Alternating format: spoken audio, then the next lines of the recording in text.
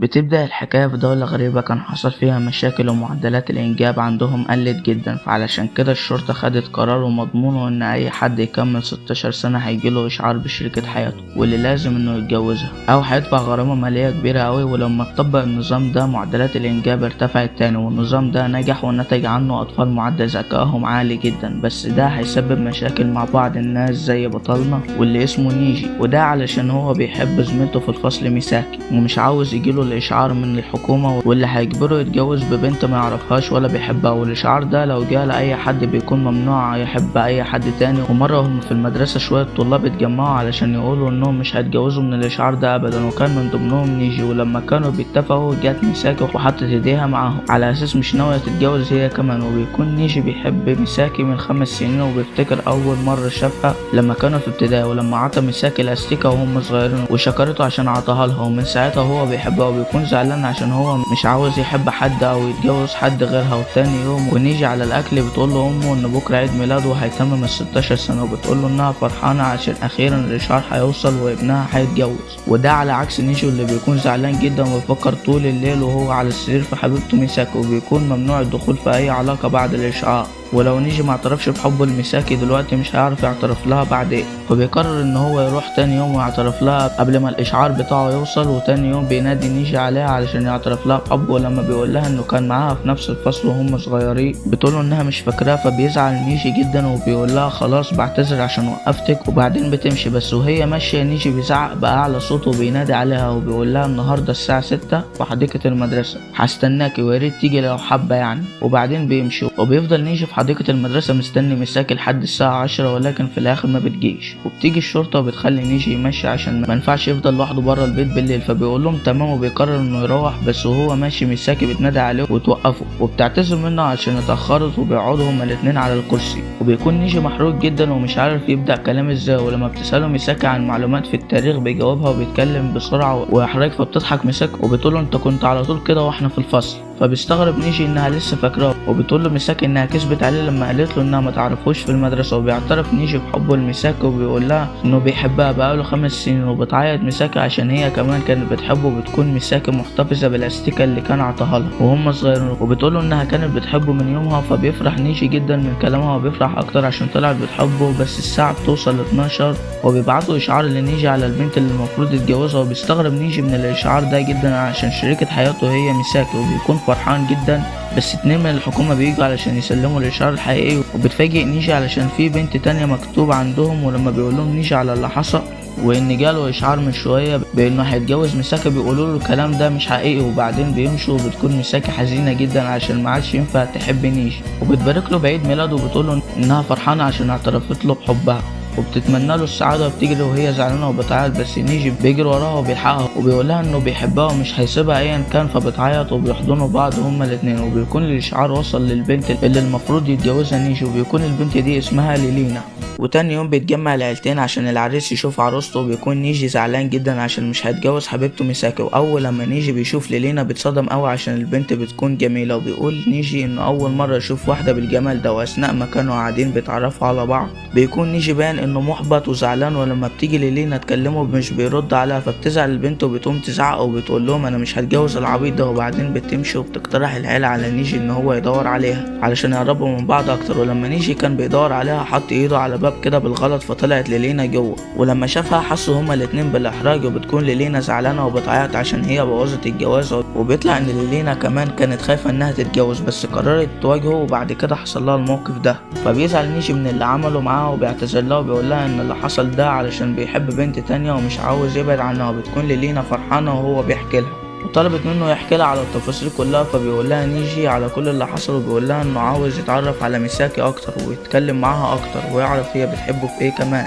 فبتقرر ليلينا انها تساعده وتعرفه على ميساكي، فبيفرح جدا. وتاني يوم بيروح نيجي على المدرسه وبينبهر صحابه من جمال شريكته، وبيكونوا فرحانين لصاحبهم علشان حبيبته طلعت جميله جدا. وبيكون الكل فرحان لنيجي عشان اخيرا هيتجوز. بس ميساكي باين انها زعلانه جدا ولكن مش بتبين. وبتكون ليلينا طلبت من نيجي يروح لها المدرسه عشان يتفقوا على خطه، فبيروح لها نيجي على المدرسة. لكن بتكون ليلينا تعبت وراحت على غرفة الممرضة، فبيروح عليها نيجي وبيتكلموا شوية. وبعد ما بيخلصوا بيروحوا، فبيشوف نيجي ميساكي وهي ماشية. ولما بيقول ليلينا عليها بتروح عليها وبيبدأوا يتعرفوا، وبتسأل ليلينا ميساكي عن مشاعرها ناحية نيجي، وبيكون نيجي وراهم اصلا، وبتقعد ميساكي تحكي لها هي بتحبه من امتى وبتحبه قد ايه، وبتكون ليلينا متأثرة جدا وفرحانة بقصة حبهم، وبتفرح ميساكي عشان اول مرة تحكي لحد عن حبها لنيجي. وبعدين بتمشي، وبعد ما بتمشي بتقعد ليلينا تعيط من الفرحة عشان اول مرة يكون عندها صديقة، وبيكون نيجي فرحان ومفكر ميساكي ما شافتهوش. وبتكون ليلينا بعد ما شافت قصة الحب بتاعتهم بتكون مقررة تقف جنبهم لحد لما يتجوزوا هما الاتنين.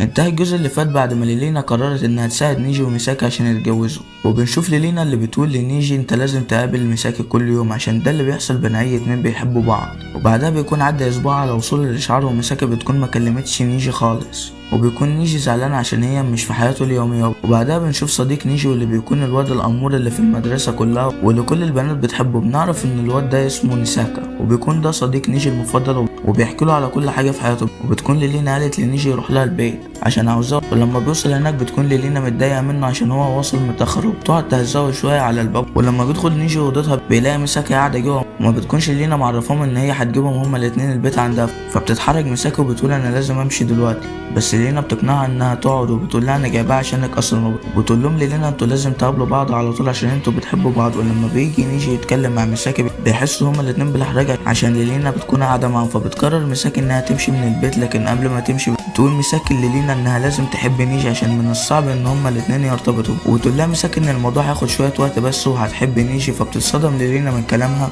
وبتقول لنيجي انت لازم تكلم ميساكي كل يوم وتقابلها عشان ما تحبهوش. ولما بيروح نيجي المدرسه بياخد باله ان في نظرات غريبه بين ميساكي ونيساكا صح، فبيفكروا بيحبها وفي بينهم حاجه. ولما كان نيجي بيغير هدومه من حصه التربيه الرياضيه كان بيفكر في اللي حصل لحد ما الطلاب كلهم مشوا وما فاضلش غيره هو اللي بيغير هدومه. فبيطلع يجري عشان يحضر الحصه اللي بعدها، بس هو بيجري بتناديله ميساكي وبتوقفه على جنب وبتساله على اللي قالته له لينا. فبيقول لها هي قالت لي قبلك كل يوم واديكي قبله، استغفر الله العظيم.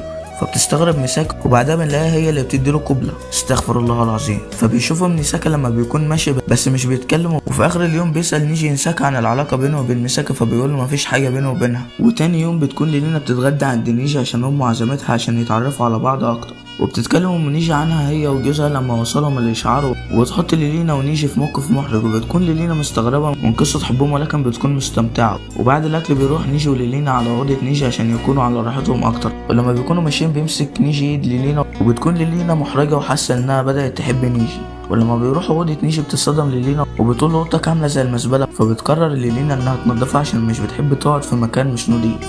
وبيكون نيجي باين عليه انه بدا يحب ليلينا وبيقعدوا مع بعض، وبتسال ليلينا نيجي عن ميساكي فقال لها احنا تقابلنا وحصل بينا استغفر الله.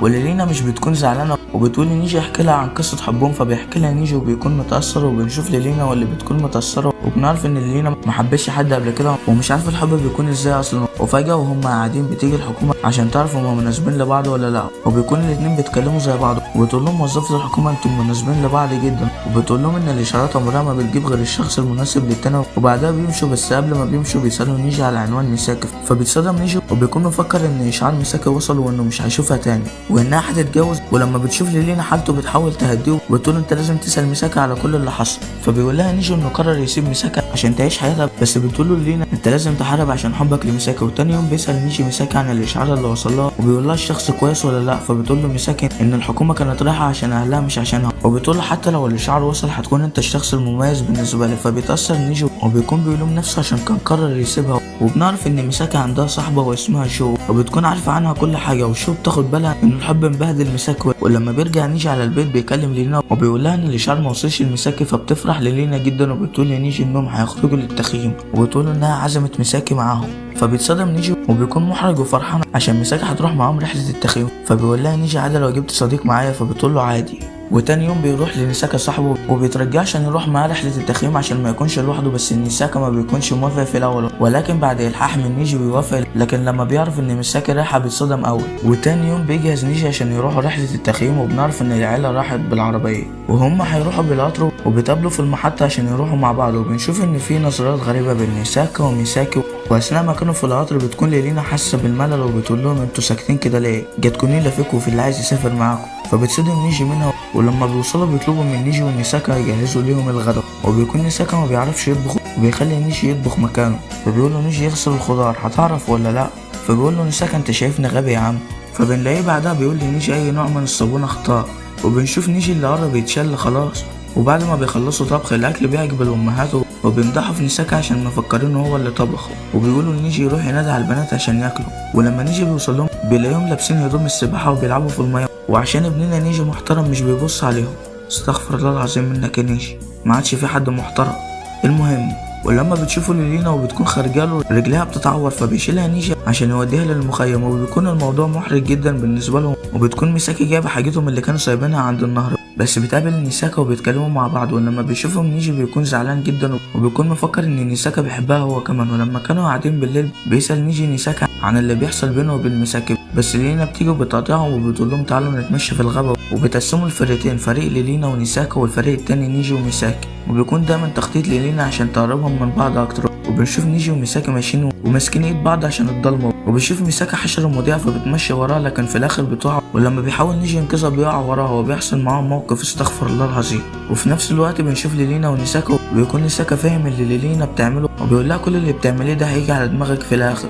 وبيقول لها لو نيجي اختار ميساكي انت مش هيكون ليكي دور في علاقتهم وهتتجوزوا واحد وممكن يطلع مش كويس ويبهدلك، وبعد ما نيجي ينفصل عنك هيضطر يدفع الغرامه وعشان كده مش هيعرف يدخل الجامعه اللي بيحلم بيها، ولو قدر يجمع الفلوس مش هيقبلوا له لانهم مش بيقبلوا الناس اللي سابوا شركائهم.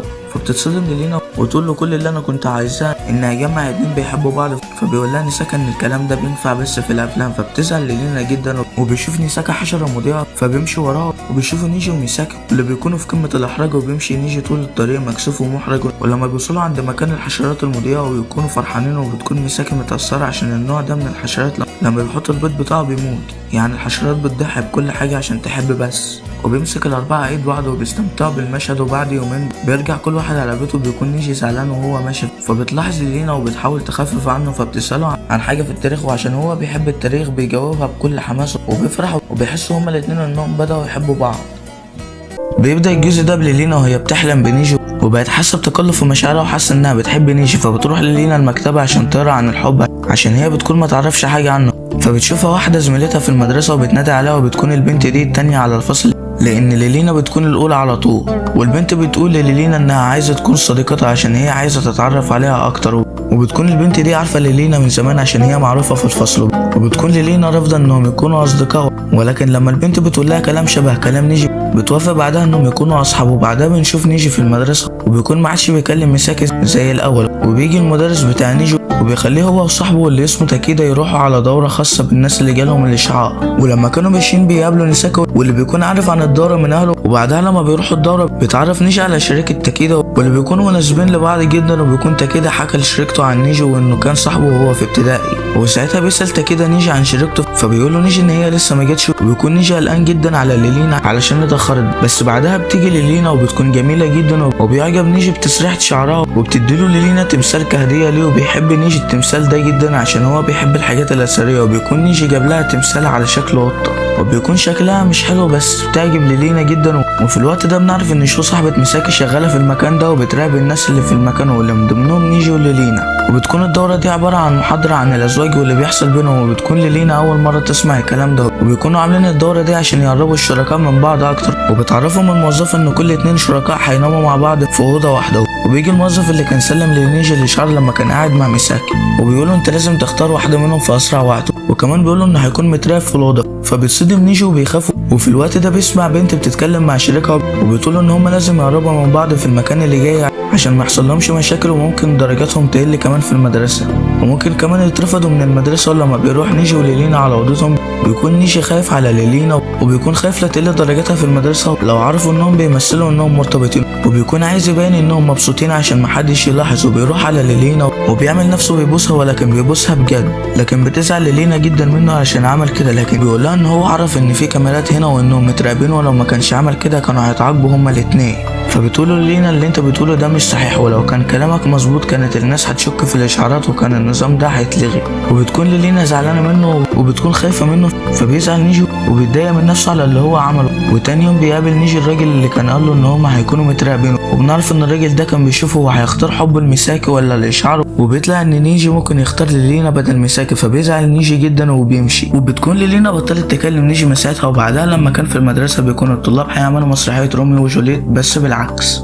يعني الولد هيكون بنت والبنت هتكون ولد. وبيكون ميساكا هو جولييت عشان هو شبه البنات، وميساكا هي رومي. ولما كانت ميساكا بتتدرب بتاخد بالها ان نيجي زعلان، ولما كان نيجي بيساعد زمايله بيقع التمثال اللي عطته لينا، فلما كان بيجيب التمثال ايده اتعورت. ولما عرفت ميساكا اللي حصل بتروح له بسرعه عشان تطمن عليه، وكمان بتساله هو زعلان ليه كده. فبيحاول نيجي يخبي عليها لكن ما بيعرفش، فبيقولها ان هو زعلان عشان ضايق لينا وجرح مشاعرها، وهي بطلت تكلمه بقالها شهر وهو مش عارف يعمل لها ايه. فبتقول له ميساكا ان هي هتقابلها عشان تعرف هي فيها ايه. ولما بيتقابلوا بتقول لها لينا ان هي حاسه بتقلب في مشاعرها وان هي مفتقده نيجي جدا، وبتكون ميساكا زعلانه بس مش بتبين. وفي الوقت ده بيكون نيجي قابل الراجل اللي سلمه الاشعار وبيحكي له نيجي عن مشكلته. فبيقول له الراجل ان هو عارف مشكله زي مشكلته حصلت مع شخص قبل كده، وبيكون الشخص ده اتحط في نفس المشكله بتاعت نيجي، ولكن الشخص ده اختار شريكته من الاشعار ورفض البنت اللي بيحبها، عشان كده هو ندمان طول حياته. فبيقول لنيجي ان هو لازم يعمل الصح ويفكر كويس عشان ما يندمش طول حياته زي الشخص ده. فبيتأثر نيجي من كلامه، وبعدها بيروح عشان يكلم لينا ويعتذر لها عشان يخرجوا مع بعض، وبيكون حاسس ان هو بيحب لينا اكتر، لكن لينا مش بترد عليه. وفي الوقت ده بنشوف ميساكا واللي بتكون زعلانه عشان لينا بتحب نيجي وحاسه ان هي هتكون بره حياته، وبتكون زعلانه جدا. وبعد مده بتبعت لينا رساله لنيجي بس عن طريق البريد، وبتقول فيها ان هي بقت بخير وموافقه يخرجوا مع بعض، وبتقول انها اسفه عشان ما كانتش بترد عليه. ولما كان نيجي بيقرا الرساله بيكون فرحان وبيروح المدرسه وهو مبسوط. ولما كان في المدرسه بيساعد زمايله في التجهيز للمسرحيه، وبنشوف ميساكا وميساكا وهما بيتدربوا، وبيكون ميساكا مكسوف عشان هو اللي هيكون البنت والناس هتتريق عليه. وبعدها بيتقابل نيجي وميساكي، وبتكون ميساكي فرحانه عشان نيجي فرحانه. وفي نهايه اليوم لما كان نيجي وميساكا مروحين بيكون ميساكا قرر يسيب المسرحيه عشان هيكون بنت والناس هتتريق عليه، لكن نيجي بيقنعه في الاخر. وبنشوف بعدها نيجي واللي بيكون بعت رساله للينا وبتكون شافتها وردت عليه، وبتكون العلاقه بينهم بتتحسن. وبنشوف ميساكي واللي بتكون بتتمرن كتير عشان ما تفكرش في نيجي، وبيكون ورق الدعايه بقى جاهز، وبيروح نيجي عشان يوزعه فبيقع ورق الدعايه منه. فبتشوفه ميساكي وبتساعده، فبيقول لها نيجي انا حاسس انك مش كويسه. فبتقول له ميساكي ان هي ضغط على نفسها في التدريب عشان تكون بعيده عنه. ولما بينزلوا على جنب كده بره المدرسه بتساله ميساكي عن لينا، وبتقول له بقت بتحبها ولا لا. انا عارفه ان هي جميله ولطيفه، بس نيجي بيقول لها انا بحبك انت مش كده ولا هو ايه الحب اصلا؟ بتضحك ميساكي ضحكه كلها زعل، وبتقول له الحب لما تكون مهموم طول يومك ولما تشوف اللي بتحبه تنسى كل همومك وتكون فرحان. الحب هو انك تكون مستني اللي انت بتحبه لفتره طويله عشان تشوفه مره واحده بس وهو معدي. ميساكي بتكون بتقول كده وهي حزينه جدا، بتقول يا نيجي انا حبيتك من 5 سنين، وكل يوم كان بيعدي كان بيزيد حبك عندي اكتر واكتر. ولما كنا في ابتدائي اتمنيت نروح رحله مع بعض، ولما كنت في اعدادي اتمنيت اعترف لك بحبي، ولما كان زمايلي بيتكلموا عن الحب كنت انت اللي بتيجي في بالي على طول. وبنشوف ميساكي واللي بتكون زعلانه وبتعيط، وبتقول بعد الحب ده الاشعارات اختارت لك بنت تانية والمفروض ابعد عنك، والمفروض ان انا ما اقولكش الكلام ده دلوقتي، بس انا بحبك يا نيجي. نيجي بعد ما شافها في الحاله دي ما قدرش يمسك نفسه وراح عندها وحضنها. ميساكي عينيها كلها دموع، ونيجي في الوقت ده عارف هي مين حبيبته الحقيقيه، وعارف ساعتها قد ايه هو كان غلطان في حقها. بس بعدها ميساكي حست بالذنب ناحيه لينا فبتتاسف لنيجي وبعدها بتمشي.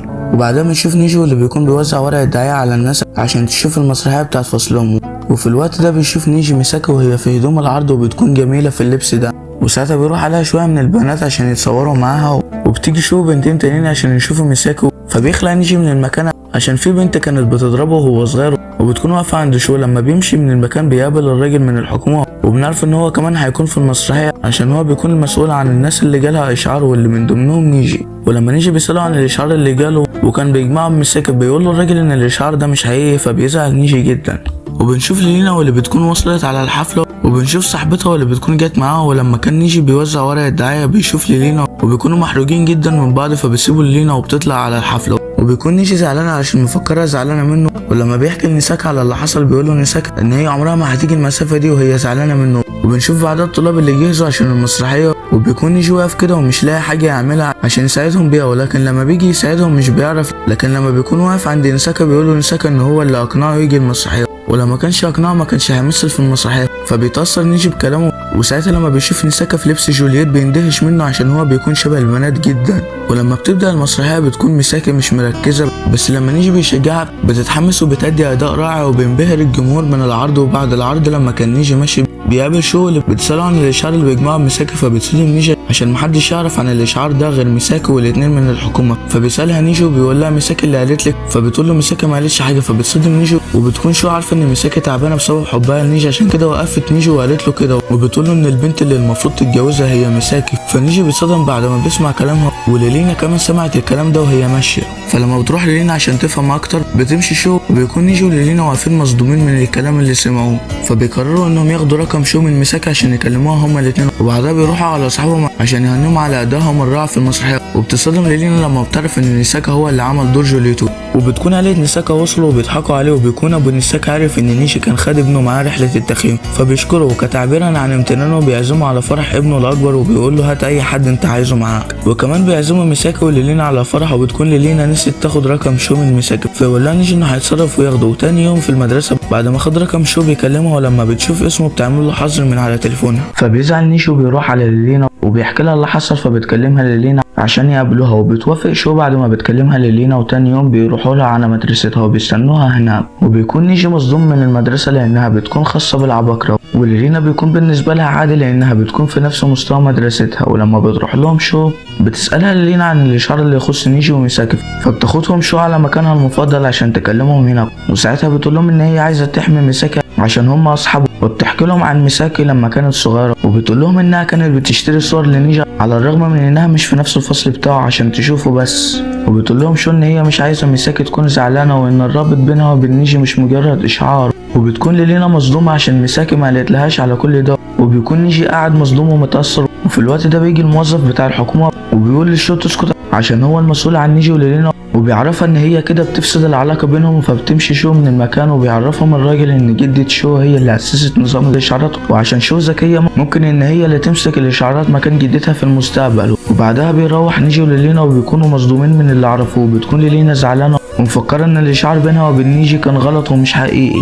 فنيجي بيطمنها وبيمسك ايدها وبيمشوا، وبيكون نيجي بيحس بمشاعر حب ناحيه ليلينا. وتاني يوم بيروح نيجي ونيساكا والبنات على فرح اخو نيساكا، وبيكون نيجي بيفكر وهو ماشي هيختار من ليلينا ولا ميساكي. وبعد ما بيوصلوا بيقعدوا مع بعض، وبيدخل العريس والعروسه بالاطلاله الجميله، وبتكون ميساكي وليلينا مبسوطين وفرحانين. فبعدها بتبص ليلينا لميساكي وبتشكرها عشان هي احسن صديقه ليها، وميساكي كمان بتقول لها انا فرحانه عشان انت صاحبتي، وكمان انت جميله ومرحه. وبتقول لها على فكره انت هتكوني اجمل من العروسه في فستان الفرح، وكمان ما تنسيش تعزمينا على فرحك انت ونيجي. وبتكون ميساكي بتقول كده وهي كلها وجع من كل المشاعر اللي كاتماها جواها. وليلينا بتكون مستغربه ومش فاهمه حاجه، ولما بيخلص الفرح بيخرجوا عشان ياخدوا صوره جماعيه ويحدفوا الورد. وفي الوقت ده نيجي بيدور على تليفونه ومش بيكون لاقيه، وبيكون افتكر ان هو نسى في المكان اللي هم كانوا قاعدين فيه. ولما بيروح هناك بيتصدم من اللي شافه، وبيشوف ميساكي وهي قاعده على الارض ومنهاره من العياط لانها ما قدرتش تكبح مشاعرها طول الفتره دي وفضلت تعيط. وبيكون نيجي مش عارف يعمل ايه دلوقتي، فميساكي بتقول له بصوت كله وجع قول لي انك بتحبني